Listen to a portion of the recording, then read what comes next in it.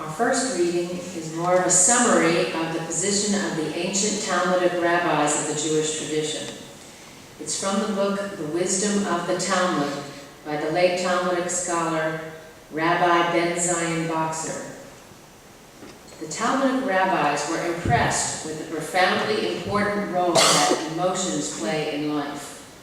The heart, which they looked upon as the seat of emotion, was regarded by them as the principal source of control over all human actions.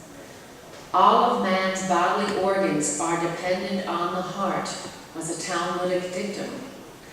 It is the heart, therefore, which may be said to carry responsibility for whatever we do in life. Thus, one rabbinic comment offers us the sweeping generalization. The heart sees, hears, speaks, walks, falls, stands, rejoices, hardens, softens, grieves, is broken, is haughty, persuades, errs, fears, loves, hates, envies, searches, and reflects.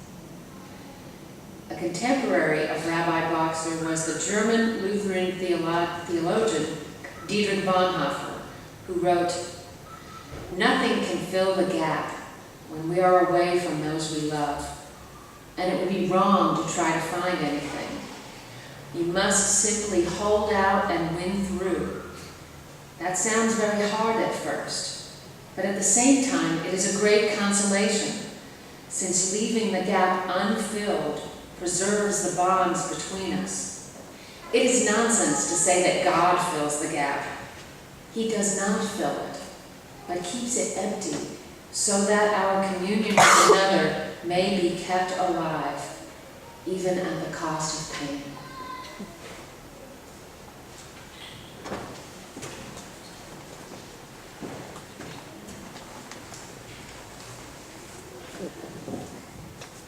So maybe another way of looking at the very worn adage, nothing ventured, nothing gained, would be the thought that life, if we are going to gain and savor what it has to offer, will always involve at least an element of risk.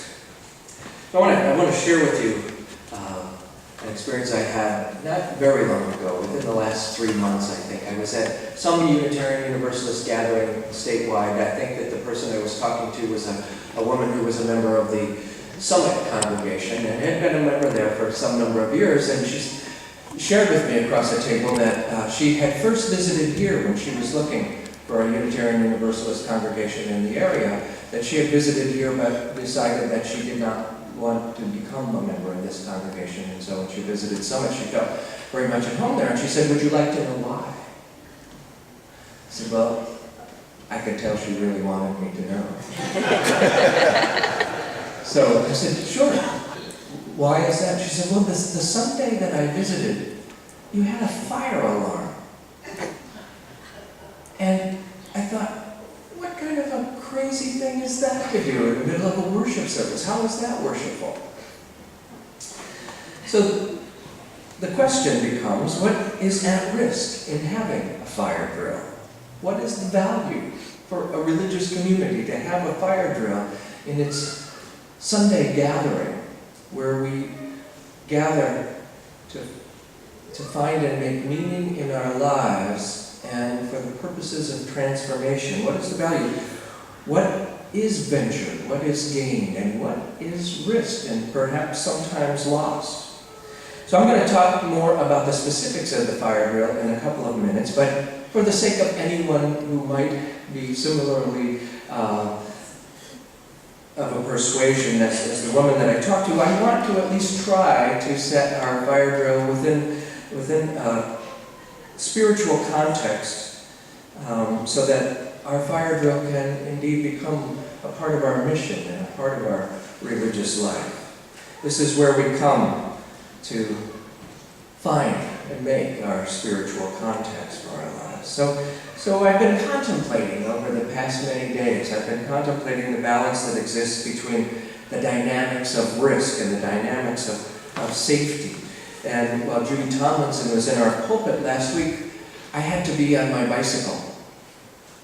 And I had great opportunity to go back to a trail that I've ridden a few times before, and I drove to near Pittsburgh, and I rode my bicycle from the southern suburbs of Pittsburgh down to Cumberland, Maryland, and back. A beautiful, wonderful 270-mile ride that was all through the phenomenal Allegheny Mountains, most of it along the beautiful Youghiogheny River, and it was just spectacular. And so I want you to think of where you are when it's a spectacular moment for you. That was the purpose of that. But to go back into that moment for me, there I am riding my bicycle. That's the particularity of my life. I'm riding my bicycle on this thread that goes from Pittsburgh to Cumberland, and in the course of that trip, I ride up over the eastern continental divide of the United States. So now I'm the speck on my bicycle that's riding along this thread on a trail that takes up a good chunk of this side of the continent, that's a part of the whole continent, that's a part of the whole world, that's a part of our solar system. And then it kept going. You know how when you're riding a bicycle sometimes things just keep growing, and not just our solar system, but all the way out to the edges of the universe. And I was on that trail, and I was in the universe, and I recognized how very small and tiny I was, and yet that was the experience that I could know, and the rest of the experience was what I could just allow to be a part of who I was as I traveled along that thread from Pittsburgh to Cumberland. And what occurred to me was that most typically, being on the safe side of things usually means attempting to avoid experiences like the one that I had. I was relatively safe riding along the Great Allegheny Trail. I wore my helmet, I watched for ruts and stray animals, and some deers did. You don't say deers, do you? Some deer really surprised me a couple of times. I kept a careful eye out for other bicyclists and for pedestrians. But the truth of it is, I could have been a whole lot safer by staying at home.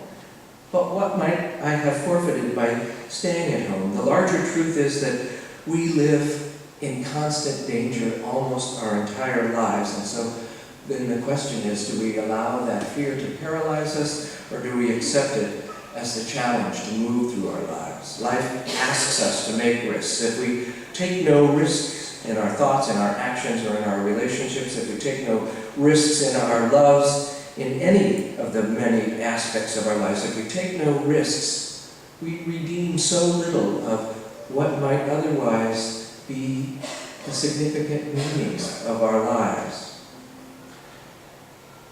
The need for safety need not fuel our fears that keep us from living.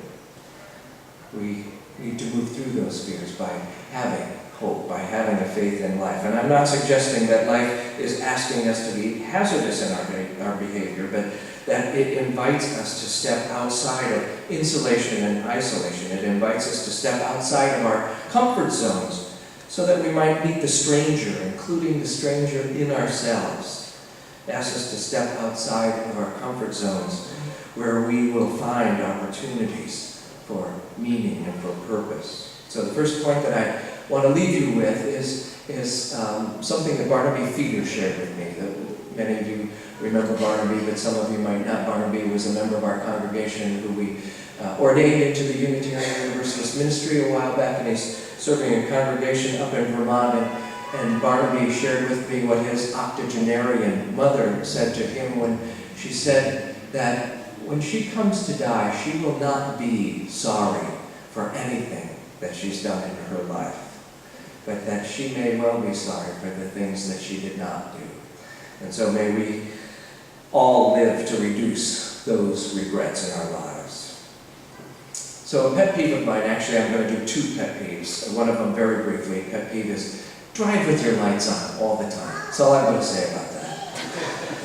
But another pet peeve of mine is closely related to our theme as well, and it's the cultural custom that we practice that teaches our children never to speak to strangers. We need to teach our children how to keep themselves out of harm's way, how to protect themselves, how to be aware of their surroundings.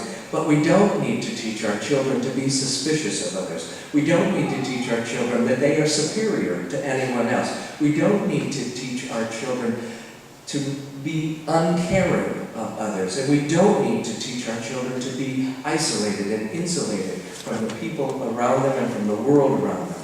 We are saved in our lives, we are redeemed in our lives over and over, and so are our children in our exposure to and our connections with the stranger, to the unknown, even to the unknowable.